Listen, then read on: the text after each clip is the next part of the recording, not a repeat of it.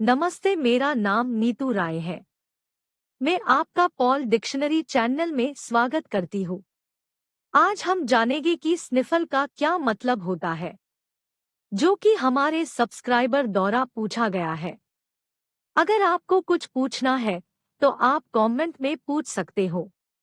तो चलिए स्निफल का अर्थ जान लेते हैं। स्निफल का अर्थ सिसकी होता है। अगर आपको यह वीडियो पसंद आया तो लाइक और सब्सक्राइब कर दीजिए। फिर मेरा दिल गार्डन गार्डन हो जाएगा।